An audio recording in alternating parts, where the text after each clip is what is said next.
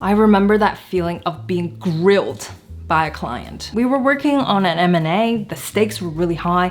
It was a room full of executives from this multinational company, and this one exec, he would just ask question after question, trying to poke holes at everything we're trying to say, nitpicking at everything. So it really felt like I was on the nastiest episode of Shark Tank, and it was clear I was caught in between some sort of office politics showdown, so I had to answer each question very carefully. That's how I learned the hard way of thinking fast and talking smart under high pressure environments. I want to share with you some of the tips I found really useful, helping me navigate these conversations that kept on coming up. So let's get to the first part.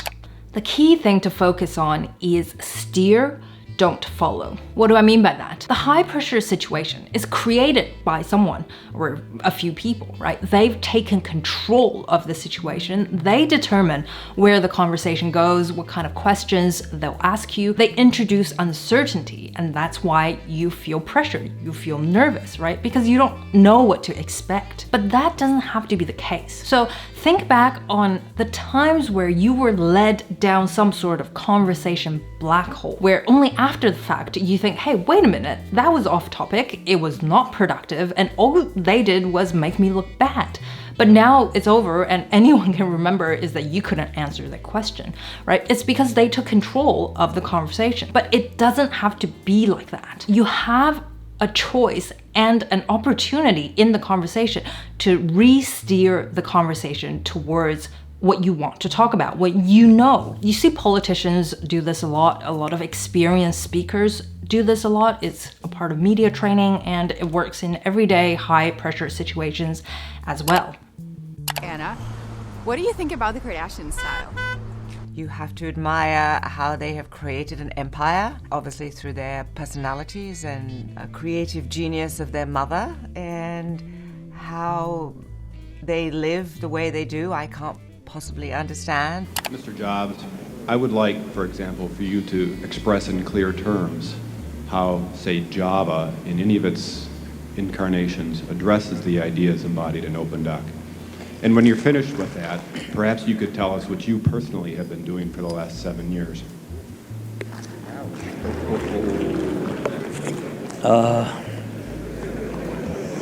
You know, you can please some of the people some of the time. But one of the hardest things when you're trying to affect change is that people like this gentleman are right in some areas. I'm sure that there are some things OpenDoc does, probably even more that I'm not familiar with, that nothing else out there does. And I'm sure that you can make some demos, maybe a small commercial app that demonstrates those things. The hardest thing is, how does that fit in to a cohesive, larger vision that's going to allow you to sell $8 billion, $10 billion of product a year? And one of the things I've always found is that you've got to start with the customer experience and work backwards to the technology. You can't start with the technology and try to figure out where you're going to try to sell it. And I've made this mistake probably more than anybody else in this room. And as we have tried to come up with a strategy and a vision for Apple, it started with what incredible benefits can we give to the customer? Where can we take the customer? Not starting with, let's sit down with the engineers and figure out what awesome technology we have, and then how are we going to market that. Let's take that executive that made me feel like I was on Shark Tank. He would ask questions like, okay, you've looked at these companies, but what about company X? How do we know that we understand the market if you haven't looked into them? So it's my turn to answer, and I can choose how I want to answer this question.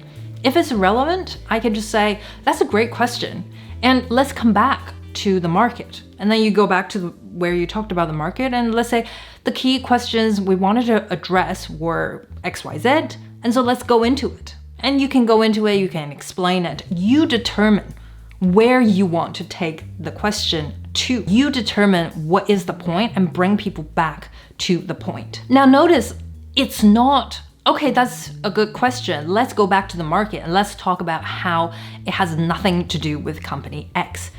That is still using their logic. You're not steering the conversation. You are responding to their question, essentially, right? So you want to steer the conversation to what you think is important and what you know about. Now, if you can't bring this question back to a point that you're knowledgeable about, that you're comfortable talking about, it's okay to say, hey, that's a great question, let me get back to you. Because we're all trained that if someone asks us a question, we need to answer it. We need to make up an answer on the spot if we need to. But at the same time, you can steer the conversation if you feel like this is one where you need to take it offline, you need some time to think about. It's okay to steer the tempo of the conversation and slow it down. We don't use this enough, even though celebrities, politicians, speakers use this all the time. Okay, so I'll take questions, but I'm only taking questions on topic, no off-topic questions. No, I won't permit you to. I told you that there's going to be only on-topic questions today, so permission denied. That's an off-topic question. I think you understand that I'm answering on-topic questions today, not off-topic questions because I don't want to. Anything else? Anything else on topic? Anything else on topic? Anything else on topic? Now, I've seen a lot of people get stuck because they can't think quick enough to have a point to come back to. It's always after the fact that they realize, oh, actually, I could have brought this point up and I could talk about it and then I would have answered the question really perfectly. So how do you make sure that you can find the points you can connect to someone's question? And that really is in the secret of framework thinking. Fair enough, we're never taught how to think in frameworks. Rather, it's the teacher asks us a question, there is one right response, and we better make sure we get it right? So that's why under high pressure environments, we are trained to think, oh my gosh, there is one right answer and I don't know what it is. So I'm really nervous. So in the next video, I'll show you how Apple, as well as all management consultings, teach framework thinking and getting to the essence of a problem so that whenever you're asked any sort of question, you can bring it back to the essence, to the key points that you are knowledgeable about. So stay tuned for that. If you found this video helpful so far, give it a thumbs up. Subscribe if you haven't already, it really helps with the channel. And I'll see you in the next video on how to discipline your brain to think in frameworks so you can always come back to the key points and always have something smart to say.